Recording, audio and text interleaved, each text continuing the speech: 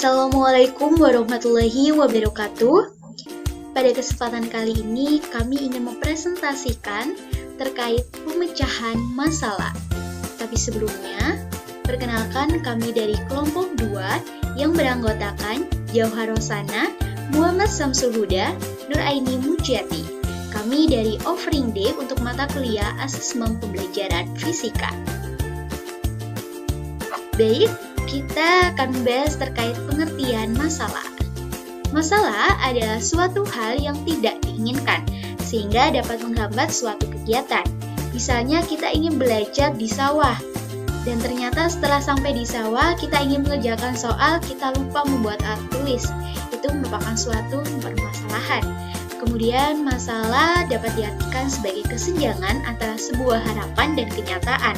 Artinya ketika kita mengerjakan ulangan kita lancar dan kita yakin akan mendapatkan nilai yang sempurna. Tapi ketika hasil ulangan tersebut dibagikan, ternyata kita mendapatkan nilai yang jelek. Itu merupakan suatu permasalahan.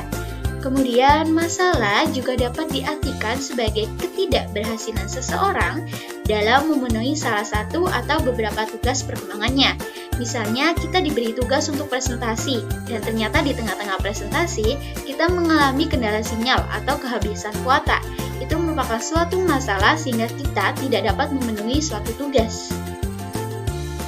Selanjutnya, masalah dalam proses pembelajaran terjadi pada saat peserta didik mengalami kesulitan dalam belajar. Sebagai pada gambar, kita sudah ketahui bahwa satu kelas sedang melaksanakan ulangan. Di situ terlihat raut wajah mereka serius untuk mengerjakan suatu permasalahan. Ada yang pusing dan ada yang merasa bahagia karena mereka tahu jawabannya. Untuk mereka yang merasa kesulitan, mereka sedang berusaha untuk memecahkan suatu permasalahan. Selanjutnya, kita akan membahas terkait faktor timbulnya masalah. Suatu masalah dibagi menjadi 3 klasifikasi. Baik, untuk yang pertama, yakni klasifikasi secara sosiologis. Berdasarkan letak masalah keluarga, misalnya kita sedang mengalami masalah keluarga, maka kita akan cenderung tidak fokus saat menerima materi yang sedang dijelaskan. Kemudian masalah sekolah, kualitas pembelajaran yang baik ketika kita dapat ditunjang oleh fasilitas sekolah. Namun saat kita ingin mencapai suatu kompetisi dasar dan memerlukan partikum, alat di sekolahan rusak, itu merupakan salah satu masalah. Kemudian masyarakat. Masalah masyarakat ini berkaitan dengan tata norma atau adat istiadat pada saat di tempat tinggal kita. Itu merupakan suatu masalah dan kita harus menyelesaikannya.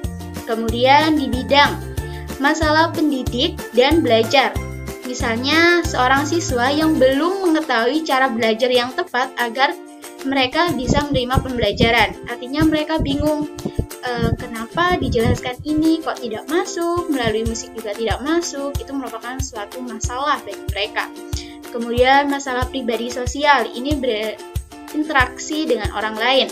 Artinya ketika kita menjadi korban bullying di kelas, kita akan merasa takut untuk berpendapat, kemudian kita juga takut untuk belajar karena kita tidak hanya fisik saja yang diuji, mental juga akan down.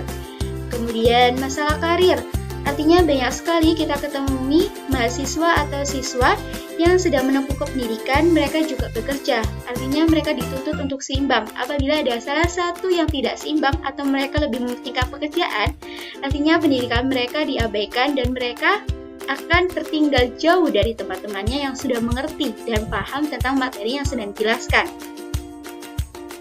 Kemudian masalah klasifikasi secara psikologis. Yang pertama, konflik diri. Ini berarti pertentangan dengan diri sendiri. Artinya ketika kita ingin bisnis, tapi orang tua menuntut kita untuk kuliah. Akhirnya kita kuliah dengan cara terpaksa dan kita tidak benar-benar belajar. Kemudian kurang percaya diri, artinya orang lain bisa melihat kemampuan diri sendiri. Kita dianggap ahli dalam bidang matematika atau fisika, namun karena kita kurang percaya diri, akhirnya kita tidak ingin menjadi delegasi sekolah tersebut atau tidak ingin ikut lomba tersebut, padahal kita mampu sebenarnya. Kemudian bergantung pada orang lain. Sering kita ketahui ketika kita diberi tugas oleh guru, kita merasa bahwa jawaban kita itu salah, padahal jawaban kita itu benar, gara-gara kita memperoleh jawaban yang tidak sama dengan teman kita. Kemudian kurangnya informasi.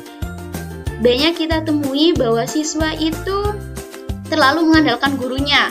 Kalau tidak di bahan kuliah atau buku panduan, kita tidak belajar, atau bahkan kita tidak mencari referensi tersebut.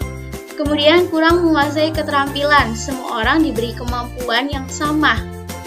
Di sini masalahnya misalnya, kita jago bahasa Inggris tapi kita tidak bisa hitung-hitungan. Bagaimana caranya agar kita dapat belajar bahasa Inggris, kita juga bisa hitung-hitungan, maka itu diperlukan suatu usaha untuk mengatasi masalah tersebut. Kemudian kecemasan menentukan pilihan. Ini sering terjadi pada saat kita ulangan. Ketika kita tidak tahu rumus, misal kita sedang ulangan fisika, maka kita akan cemas menentukan pilihan. Kita yakin pada jawaban dan sesuai rumus, tapi kita masih ragu untuk memilih jawaban tersebut. Selanjutnya, masalah yang terakhir, klasifikasi secara fisiologis, adalah masalah yang timbul akibat perbedaan fisik setiap orang. Misalnya, sering kita ketahui bahwa pemimpin di kelas itu orang yang besar, tinggi, itu merupakan hal yang salah. Orang yang pendek juga bisa kok menjadi ketua kelas, itu merupakan suatu masalah secara fisiologis dan mengganggu mental juga.